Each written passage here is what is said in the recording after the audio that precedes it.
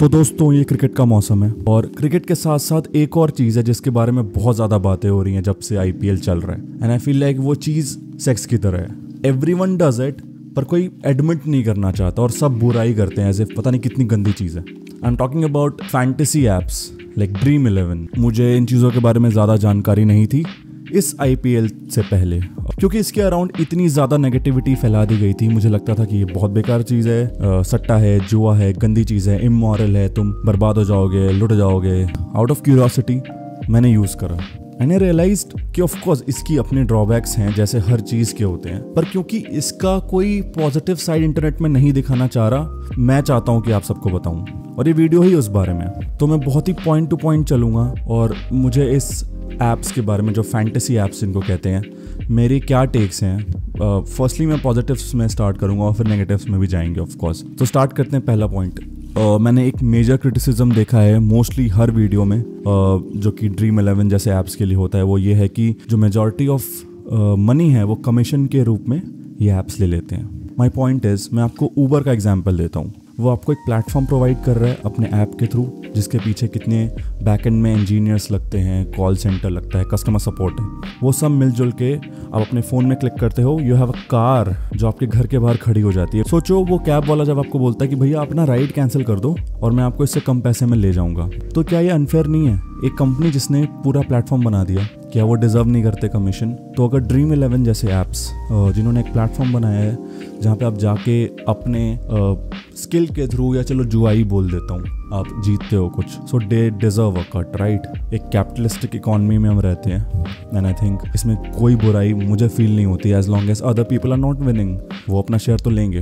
तो ये वाली बात की जो कंपनीज हैं वो कमीशन रख लेती हैं, इसका डिफेंस ये है मेरे हिसाब से। Be it Zomato, Uber, anything, it's just a new age capitalistic setup, you can not complain about it, ऐसा मेरा मानना है। सेकेंड, एक सट्टे के अराउंड एक बहुत बड़ी ब्लैक इकॉनमी है जो कि हमारे इंडिया पाकिस्तान सब कॉन्टिनेंट में फैली हुई है। आपने जन्नत मूवी देखी होगी, it's very real.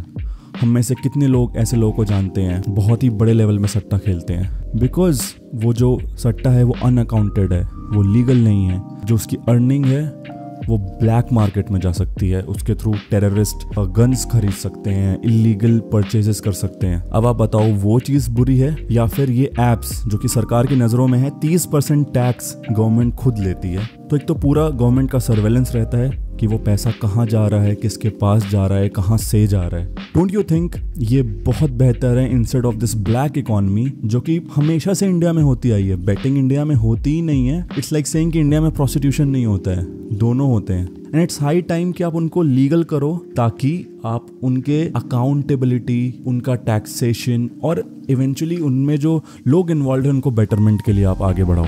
Same with prostitution. Prostitution क्योंकि इलीगल है और इतना बड़ा टैबू है, प्रोस्टिट्यूशन इंडिया में दबा के होता है, पर वो एक ब्लैक इकॉनमी है ना, उससे टैक्स जनरेट होता है एंड बिकॉज वो अनअकाउंटेड है आप कंप्लेन भी नहीं कर सकते। जो लेडीज स्पेशली, ऑफ कोर्स लड़के भी होते हैं, जो इसका शिकार है वो कंप्लेन नहीं कर सकते बिकॉज वो एग्जिस्ट ही नहीं करता, तो आप कैसे कर सकते हो? But now when things like dream 11 is here, तो वो चीज़ लीगलाइज इन अ वे हो गई है, स्पेकुलेशन लीगलाइज हो गया है और उससे ये हो गया है कि अब अकाउंटेबिलिटी फिक्स हो गई है। अगला पॉइंट मेरा ये है कि अगर आप इस चीज़ को कहते हो ये सिर्फ सट्टा है, जुआ है, तो फिर जो आप स्टॉक्स में ट्रेडिंग करते हो, जहाँ पे आप इन्फॉर्मेशन लेते हो कि ये स्टॉक कैसा करने वाला है, उस बेसिस पे आप सेल करते हो, शॉर्ट करते हो, व्हाटएवर, क्या वो सट्टा नहीं है? हमने मुन्ना भाई MBBS में देखी है ना, उसमें जिम्मी शेरगिल हार जाता है स्टॉक्स में बहुत सारे पैसे, तो स्टॉक्स भी बंद कर दो, सब कुछ बंद कर दोगे क्या?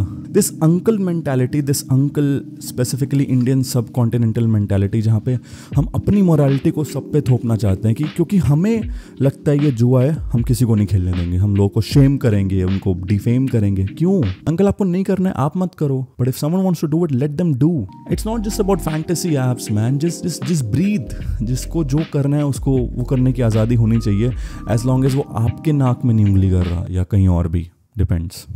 तो प्लीज़ इसको थोपना थोड़ा बंद कर दो यार। मेरा एक और पॉइंट है and that is about career. मैं एक नाम देना चाहूँगा, there is this person called Anurag Dwivedi. वो इंसान एक फुल टाइम प्लेयर है ड्रीम 11 में। जैसे ई स्पोर्ट्स होता है वैसे एक वो इंसान है जिसका प्रोफेशन ही बन चुका है फैंटेसी ऐप्स में पैसे लगाना। Is good at it and is winning. तो अगर एक अपॉर्चुनिटी क्रिएट हो रही है तो उससे प्रॉब्लम क्या हो रही है दूसरे लोगों को? जैसे यूट्यूबर बनना एक नया आयाम है, एक नया प्रोफेशन हो गया है। वैसे ही जब हम एक्सप्लोर करते हैं चीज़ों को तो नए नए टाइप के प्रोफेशंस बनते हैं। वैसे ही जॉब्स की कमी है। तो if people are having different kind of skills and they are utilizing it, तो आपको क्यों प्रॉब्लम हो रही है? एक और आर्ग्यूमेंट है जो बहुत ज़्यादा आता है कि ये जो ऐप्स हैं बहुत एडिक्टिव हैं। एडिक्टिव खाना भी हो सकता है, अल्कोहल भी हो सकता है, टीवी भी हो सकता है, this phone itself is very addictive, ये भी बैन कर देते हैं। कुछ भी चीज़ एडिक्टिव हो सकती है। It's about you and how you use it. एक इंडियन इकॉनमी जो कि बहुत ही बूमिंग इकॉनमी है अब दुनिया में, we are not so much far away from the day जब हम लिटरली दुनिया में यूएस चाइना को टक्कर तो खैर ऑलरेडी दे रहे हैं, बट उनसे एकदम कंधे से कंधे मिला के खड़े हो पाएंगे। और वो तभी हो पाएगा जब हम नए नए एवेन्यूज को जिंदा होने देंगे, पनपने देंगे।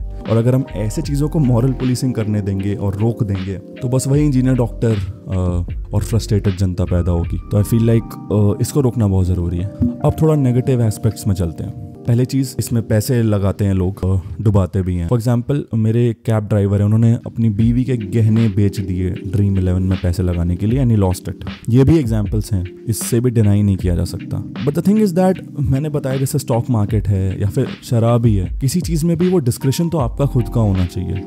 मैं ये ज़रूर सबको एडवाइस दूंगा, वार्निंग दूंगा, आप इसमें वही पैसे लगाएं जो कि आपके लिए एक एंटरटेनमेंट पैसा है। मैं अगर ड्रीम 11 कभी यूज़ करता भी हूँ तो it's more an entertainment thing for me, और मैं सिर्फ उसके लिए, उस थ्रिल के लिए कभी कभार यूज़ करता हूँ, वो भी कभी कभार। If you are not earning, if you are a student, आप अपने घर वालों से पैसे चुरा के, अपनी बीवी से पैसे चुरा के अगर ये करते हो तो मत करो भाई, उसके फेवर में तो मैं भी नहीं हूँ। But the thing is that ये चीज़ और चीज़ों में भी होती है। लोग स्टॉक्स में भी उधार देके इन्वेस्ट कर देते हैं। तो ऐसा नहीं कि हम सिर्फ ड्रीम 11 को या प्लेटफॉर्म को दोष दें, ये तो ह्यूमन बिहेवियर है और उसको रोकना चाहिए, ना कि किसी प्लेटफॉर्म को। सो अभी तक के लिए मेरा रैंट यही था। आई होप मैंने जो बोला वो सेंस बनाता होगा। अगर आपको मेरी बात से असहमति है या सहमति भी है, नीचे लिख के मुझे बताओ and I will try to respond. Let's have a healthy conversation instead of just shutting anyone up. इस बारे में बात करते हैं और निष्कर्ष निकालते हैं।